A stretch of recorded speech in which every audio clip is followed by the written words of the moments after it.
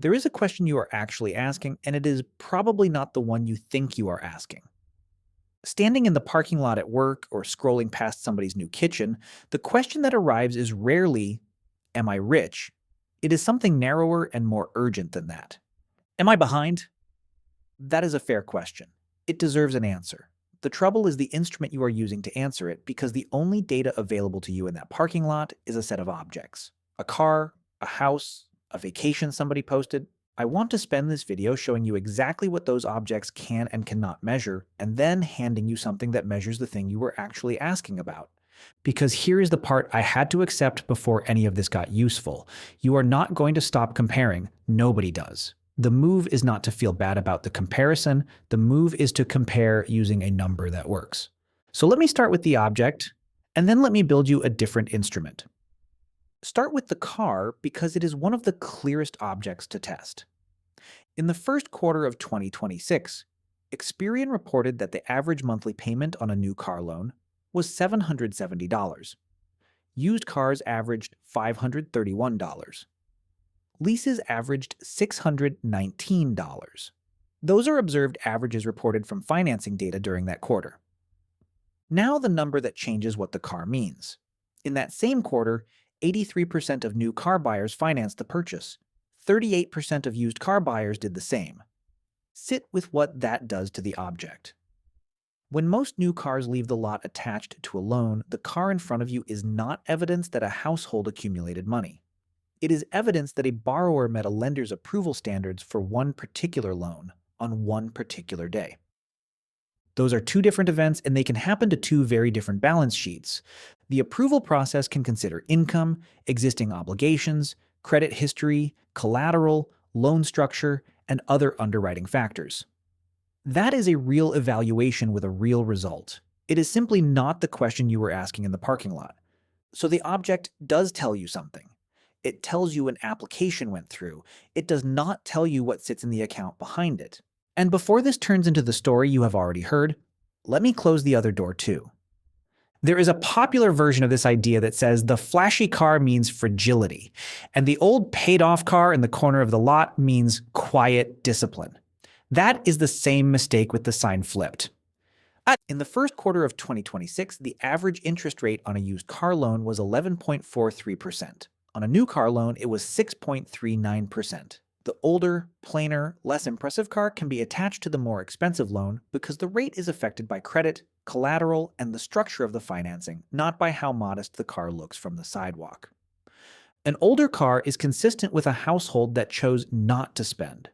It is equally consistent with a household that could not qualify for anything else. From the sidewalk, those two can look identical, so the object fails in both directions. It is a signal about a purchase and a lending decision being used to answer a question about savings, flexibility, and financial progress. Which leaves the real question unanswered, so let me build the instrument. The number I want to show you is not your income, and it is not your net worth. It is the share of next month's income that is already promised before it arrives. I will call it your committed income share. This is not a standardized financial score, and it does not come with one universal benchmark. It is a diagnostic built for one specific job, showing how much of your monthly income is still available to redirect when circumstances change. I need to define promised carefully, because a vague definition would make this useless. A commitment is an outflow where stopping the payment creates a contractual, legal, or operational consequence you did not choose. Rent or a mortgage. A car loan. Insurance premiums. Utilities. A phone plan under contract, childcare under an ongoing agreement, student loans, the minimum due on a card. Anything where missing it can produce a late fee, repossession, lapse in coverage, service interruption, collection action, or credit consequence. Groceries are not on that list, and neither is gas, even though you obviously have to buy both. They can flex. You can spend less on them during a hard month without breaking a contract or immediately triggering a formal penalty. That flexibility is the distinction. The edge cases are real, and I am not going to pretend otherwise. A gym membership with a 12-month term may belong in the commitment column. A subscription you can cancel tonight probably does not. Put the gray items where their actual terms place them, and stay consistent. The number can survive a debatable edge. It cannot survive a definition that changes whenever the result feels uncomfortable. So let me run two households. Both of these are budgets I built to make a mechanism visible. They are not published averages, and I am not claiming either one is typical. The car payments come from reported financing data. The income, taxes, housing, childcare, insurance, and other line items are assumptions used for the example. The first household earns $80,000 a year. Assume an effective tax and payroll bite of 22%, which puts about $5,200 in the account each month. Now the commitments. Rent of $1,600. A used car loan at $531. Auto insurance at $200. A phone bill of $90. Utilities of $220. A student loan payment of $250. $60 of subscriptions that are still under contract, and a $60 minimum payment on a credit card. Add it up. $3,011 a month is spoken for before the month begins.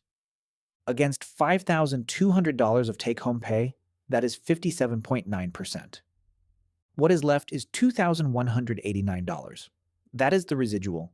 The money this household can still redirect, and every flexible decision they make this month has to live inside it. Now the second household, and this is where the whole thing turns. This household earns $320,000 a year, 4 times the first one.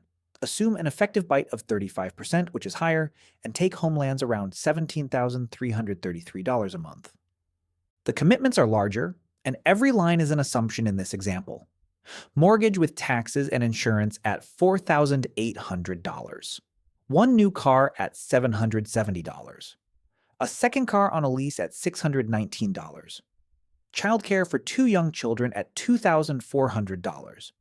$1,200 in tuition under a current payment obligation. $500 of life, disability, and other coverage. $200 of phone lines. $500 of utilities on a bigger house. $300 of homeowner association dues, and $150 of subscriptions still under contract. That comes to $11,439. Against $17,333 of take-home pay, that is 66.0%. Read those two figures next to each other. The household earning 4 times as much has a higher share of its income already promised, not lower, higher by 8.1 percentage points. I want to be precise about what did that, because the calculation does not require us to label the household irresponsible. Look back at the list. The 2 largest items are a house and childcare. Each commitment was signed on a separate day. Each one could have looked manageable against the income available at the time. None arrived with a label showing how much flexibility the combined stack would remove later. There is an obvious response to this, which is that the household should simply earn more. It is worth testing because the test is fast. Give the first household a 10% raise, $8,000 more a year.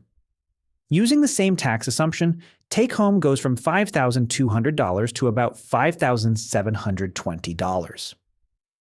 If every commitment holds perfectly still, the committed income share falls from 57.9% to 52.6%, and the residual climbs from $2,189 to $2,709. That is a real improvement, and I want you to notice the condition bolted to it. If every commitment holds still. If one line moves and the used car payment at $531 becomes a new car payment at $770, then $239 of the $520 monthly increase is committed before it reaches the residual. The raise did not fail. Part of it was assigned to a new fixed payment on the way in. Now, let me convert that percentage into the unit that actually lands, which is time. A common emergency savings guideline is expressed in months of expenses. For this example, I am going to run a narrower test, 3 months of committed outflow. This does not represent every dollar a household would need during an emergency. It measures only the amount required to keep the obligations in this calculation current for 3 months. For the first household, 3 months of commitments is $9,033. If they saved every dollar of their $2,189 residual and bought nothing else at all, they would get there in 4.1 months. For the second household, 3 months of commitments is $34,317. Their residual is much larger, $5,894. Saving every dollar of it, they arrive in 5.8 months. 4.1 months against 5.8. The household earning 4 times as much takes longer to build a buffer equal to 3 months of its commitments, measured in this deliberately narrow way. That is not a moral finding, and it is not a trick. It falls straight out of the arithmetic. Their residual grew, but their commitments grew faster, and the size of this particular buffer is determined by the commitments. There is a survey result that becomes interesting through this lens, although the survey does not measure committed income share and cannot prove that this mechanism caused the pattern. In a Goldman Sachs survey fielded in July of 2025, 41% of households earning between $300,000 and $500,000 said they primarily live paycheck to paycheck. Among households earning between $50,000 and $100,000, the figure was 36%. The most comfortable group in the survey was households earning between $200,000 and $300,000 at 16%. Income alone does not produce a simple ranking in those responses. The survey does not tell us why. It does not show the commitments, savings, wealth, location, family structure, or income stability behind each answer. But the pattern is consistent with the possibility that a high income can coexist with a high level of fixed monthly obligation. That is an inference, not a measurement from the survey. There is a second way to see the mechanism, and it is the one that matters when something actually goes wrong. Cut both incomes by 20%, a reduced schedule, a commission that does not land, or a partner between jobs. The first household's take-home falls to $4,160. Their commitments have not moved, so their share climbs to 72.4%, and their residual drops from $2,189 to $1,149. They lost about 47% of the money they had any say over. The second household's take-home falls to about $13,866. Their share climbs to 82.5%, and their residual drops from $5,894 to about $2,427. They lost about 59% of their flexible money. The same percentage cut to income produced a larger percentage cut to flexibility, and it landed harder on the higher earner in this example because more of their income was already promised. That is what the share is measuring. Not comfort, not character, not wealth. It measures how much of the income stream can still change direction without first undoing an existing obligation, and commitments are unusually hard to reverse, which is the part that makes this number behave the way it does. Adding one can take an afternoon.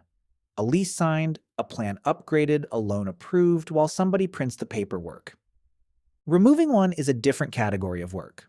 Breaking a lease may carry a fee. Getting out of a car loan may require selling a car that is worth less than the balance. Moving somewhere cheaper can require a deposit, a truck, application costs, and time. So the number can rise quickly and fall slowly. That is not a claim about anybody's motives. It is a description of the friction inside many contracts, and it is the reason the number is worth checking before the month when you need it to be lower. And now the objection, which is a strong one, and which I want to answer with arithmetic instead of a polite concession. The objection goes like this. This is a spending problem wearing the costume of a measurement problem. The second household has $5,894 left over every month. The first has $2,189.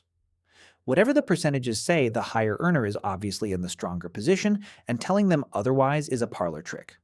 That objection is correct. It is also incomplete, and the reason it is incomplete is the most useful thing in this video. The two numbers answer two different questions. The committed income share tells you how quickly you can change direction. A household at 66% has already assigned about 2/3 of its income to decisions that are difficult to reverse immediately. If income drops, most of those payments do not automatically drop with it. A high share means less steering room. The residual tells you how much you can build. $5,894 a month is $5,894 a month. It is about 2.7 times what the first household has to work with. Across a long stretch of time, that difference can produce far more savings, debt reduction, or investment capacity. So which household is doing better depends entirely on which question you asked. If the question is who can accumulate more over the next decade, assuming both households save their residuals consistently and nothing else changes, it is the second household. If the question is who can absorb an income disruption, without renegotiating major parts of their life? The answer is less obvious. Neither number is the answer on its own. Reading only the residual is how a household can underestimate the rigidity created by a high income and a large commitment stack. Reading only the share is how you can describe a household with substantial monthly capacity as weak when it may have significant savings, assets, or options. There are three things this number does not do, and I would rather say them now than let you discover them later.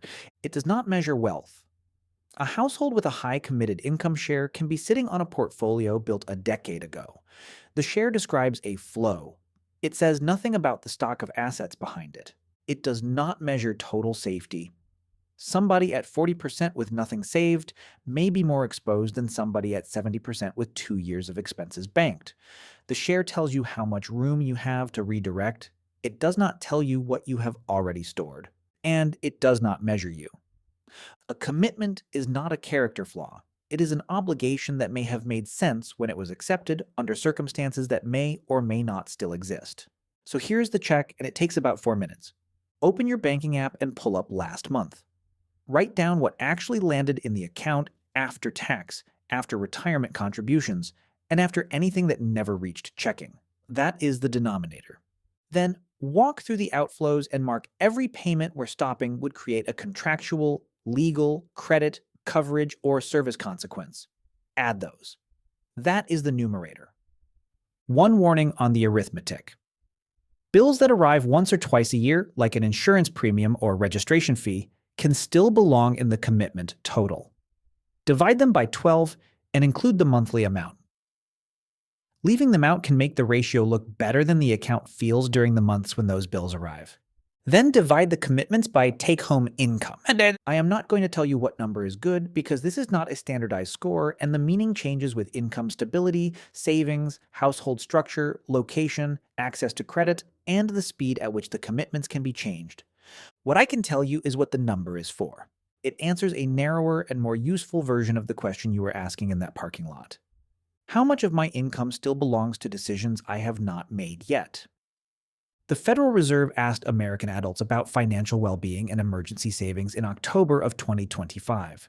73% said they were doing okay or living comfortably. 55% had 3 months of expenses set aside. Those figures measure different things. And the gap between them is a reminder that feeling okay, having flexibility, and holding a cash reserve are not interchangeable. The car in the next space over will not tell you which condition anybody is in. It was never built to do that. The number you just calculated will not tell you everything either. But it is the only reading available in that entire parking lot that you can actually take.